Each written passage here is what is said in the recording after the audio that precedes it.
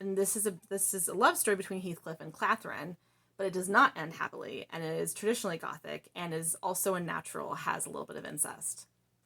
So there you go. Hello everyone, my name is Bethany, and this is my channel, Bethany's Thoughts. Hello, editing Bethany here.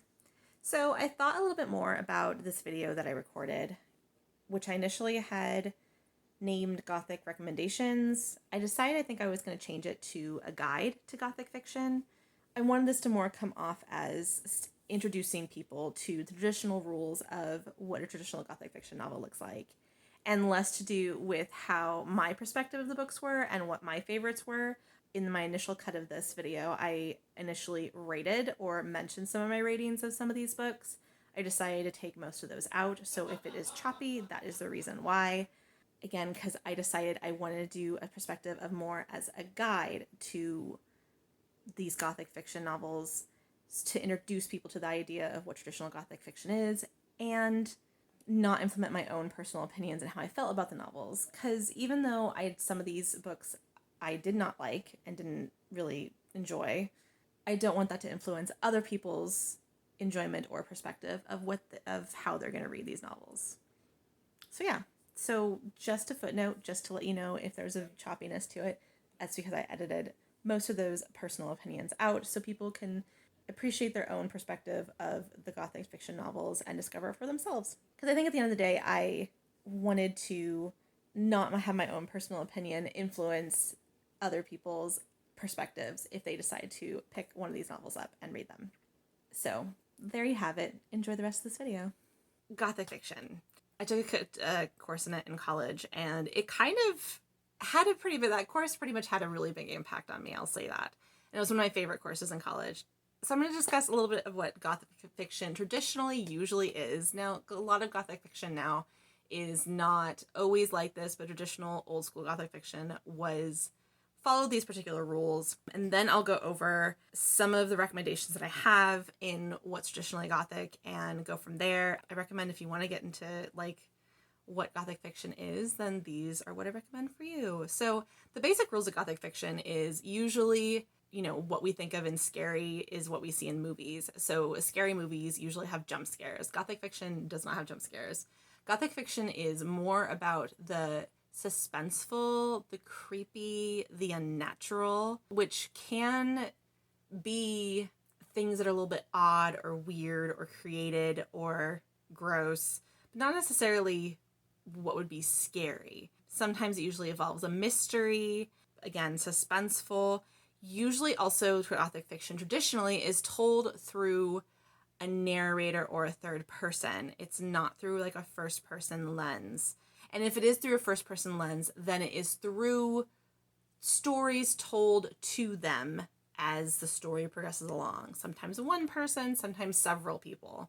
I've seen different takes on that. And then also going back to the unnatural. So the unnatural is a big emphasis because also what's really popular with Gothic fiction, and you would not necessarily think this, but incest is actually very popular in Gothic fiction because it is, again, unnatural. So that's something interesting to know. These are some of the recommendations that I read from my Gothic fiction class, but then I've also accidentally read Gothic fiction. I don't know how I do that, but I tend to do it. I've done it like 3 times on accident. I'll recommend those as well. So to start off with, I'm going to go with one of the OGs of Gothic fiction, which is going to be Frankenstein by Mary Shelley. Now, Frankenstein, if you do not know, and you have not read, Frankenstein is the name of the doctor, not the name of the monster. The monster is called the monster or the creature. It is not called Frankenstein. This is something that gets me very angry. I mean, I understand why, now in pop culture, Frankenstein is considered, name of the monster. But in literature, it's not true. Frankenstein is the doctor who creates the creature. It's really dark, it's really creepy, it's a little bit twisted, and what's really cool about this is Mary Shelley, badass bitch, because she was actually the wife of Lord Byron, who was a very popular poet and was the writer for the time and was really big as part of and used to be considered one of the Romantics. Gothic fiction wasn't even a thing on anybody's radar. And Mary Shelley, I believe, either wrote it under a pen name or wrote it under his name, and she blew up. And she based this off of a dream that she had, and she got up and started writing it. And that this was written from a woman is really, really interesting. And that the fact that this book basically created a whole genre is also really, really cool and really, really interesting. It's actually more stream of consciousness, not necessarily from a narrator, but it also is told in the form of letters and a diary. So there's like entries written and letters passed back and forth. So that kind of gives it like that third person perspective from like an outsider's perspective. Definitely unnatural because like the creature is formed from like dead parts. You don't actually know how the creature is made. It actually doesn't go into that, which I actually find kind of fascinating. But it also is very creepy, and there's also like really dark aspects, and Frankenstein is kind of odd. I think that's all I'll say about him. And it's not what you're expecting, and it's really, really, really, really worth the read. If you like anything creepy or suspenseful, you should be reading Frankenstein for sure. If you're interested in reading classics at all, I definitely think it's a classic that you should definitely pick up.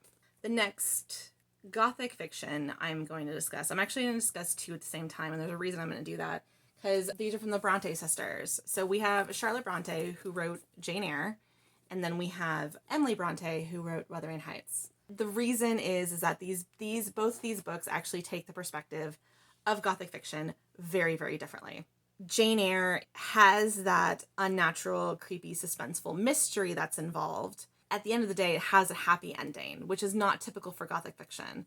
Also, to note, it's not told in a narrator perspective. It's not told in a third-person perspective. It's told like through a third-person narrating the story. It's actually through a first person, which is really rare for Gothic fiction. You don't get that in Gothic fiction very often.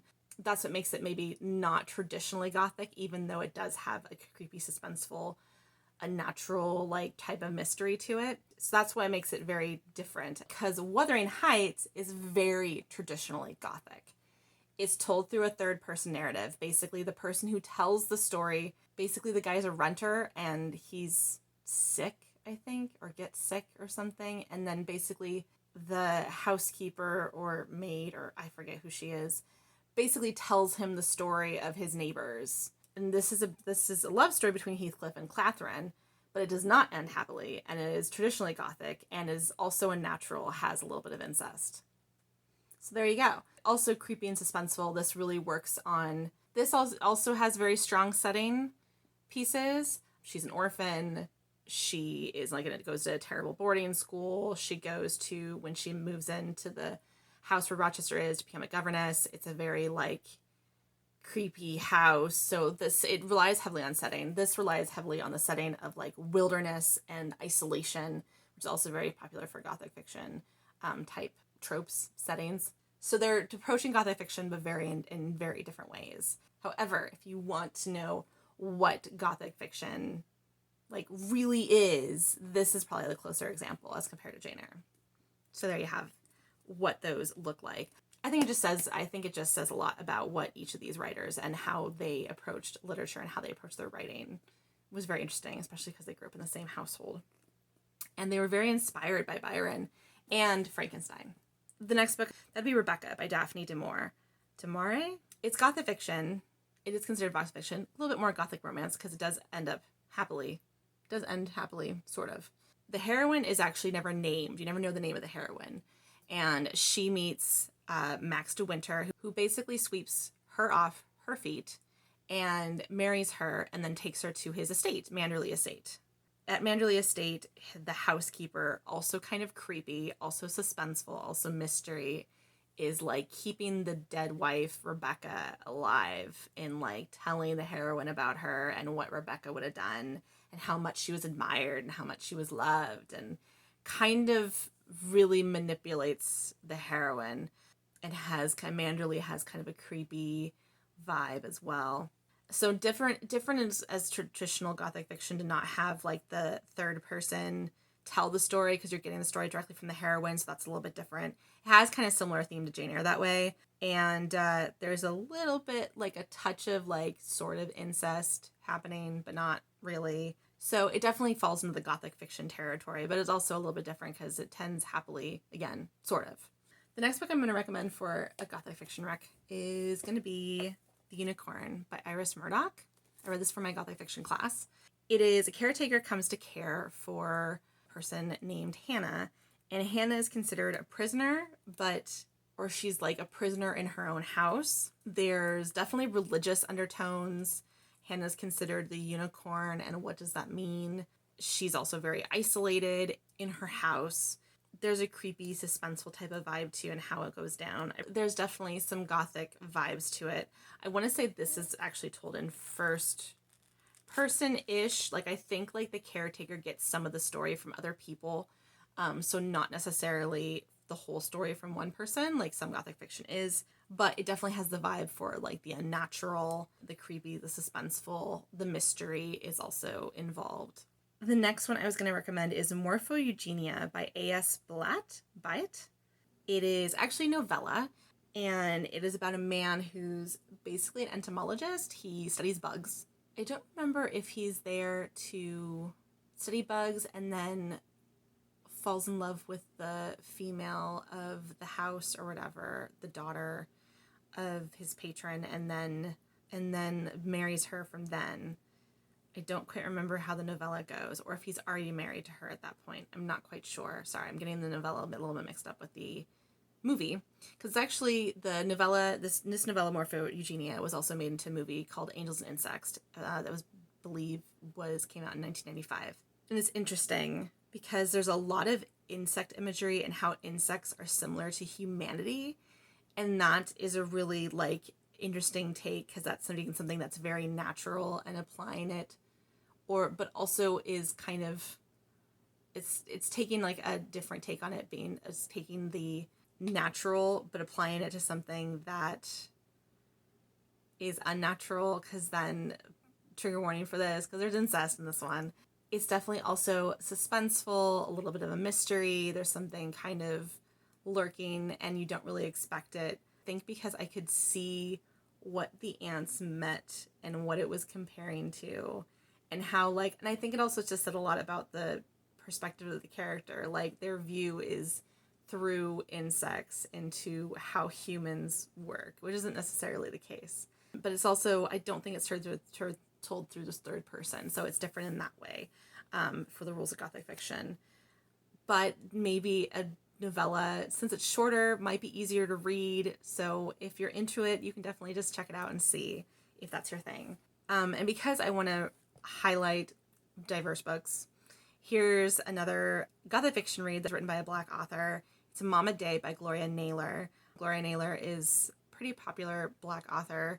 Back in the days of like Toni Morrison, like she came out around that time as well. So this is a Gothic retelling of The Tempest. Not necessarily told through a third person, but it is suspenseful. It is dark.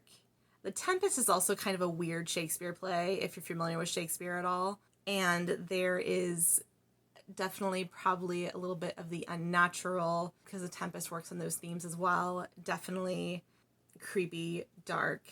Next, you have The Wide Sargasso Sea by Jane Rice. So, if you are not a fan of Jane Eyre, I recommend this book for you. Basically, it is the viewpoint from and this is going to be spoilers for Jane Eyre, for those who don't know. This is told from the viewpoint of Mr. Rochester's wife, Antoinette. And it is about colonialism, and it is about, again, suspenseful, and her spiral into madness. And is her spiral into madness really her, or is it the limitations that are forced upon her because of her race and colonialism? And it has some really interesting themes. It is considered Gothic fiction, and it is really good to compare the two stories. If you have ever read Jane Eyre, I'd recommend at least checking out Wide Sargasso Sea, because it really is interesting to compare and see how the two stories line up. Also, feminist work, for sure. I would also say it is a natural, suspenseful, not told through a third person, though. It is a first-person narrative.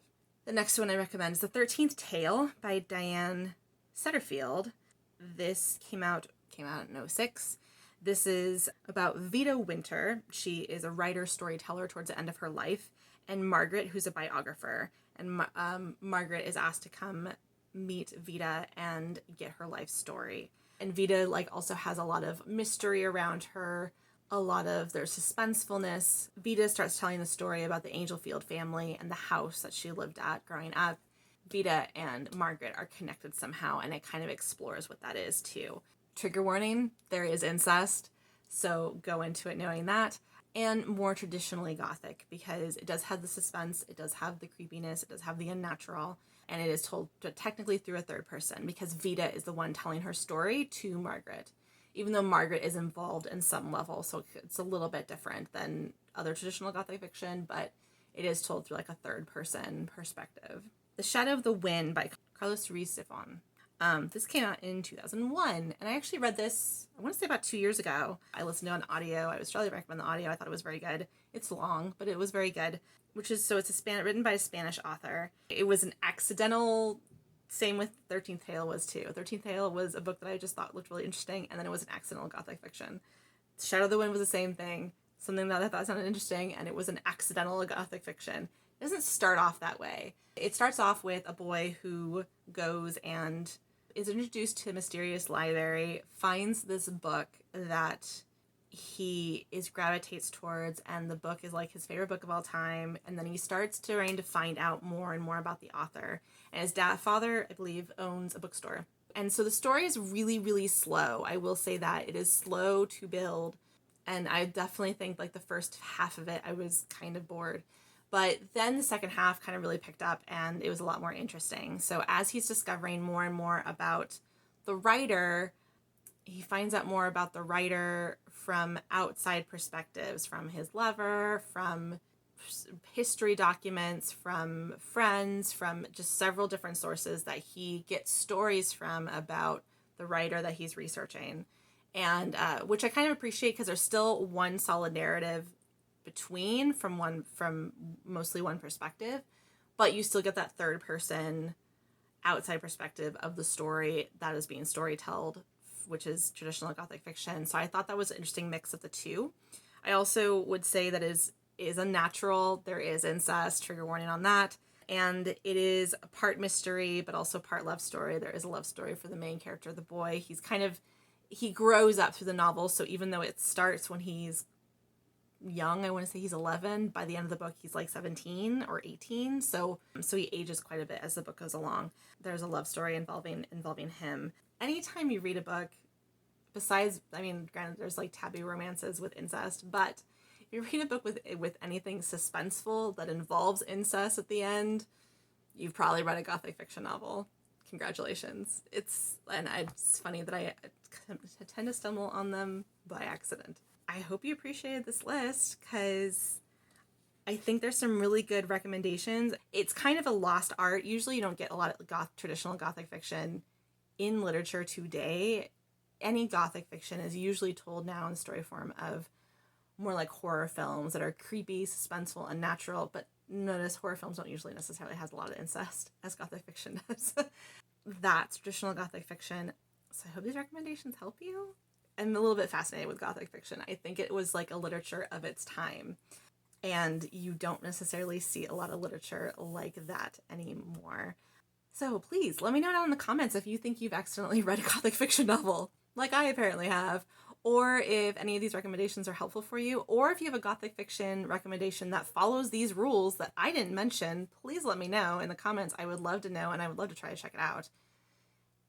And if you like what you saw, please subscribe and like and hit bells. I'd really appreciate it. Thank you so much for watching, and I'll see you again soon. Bye!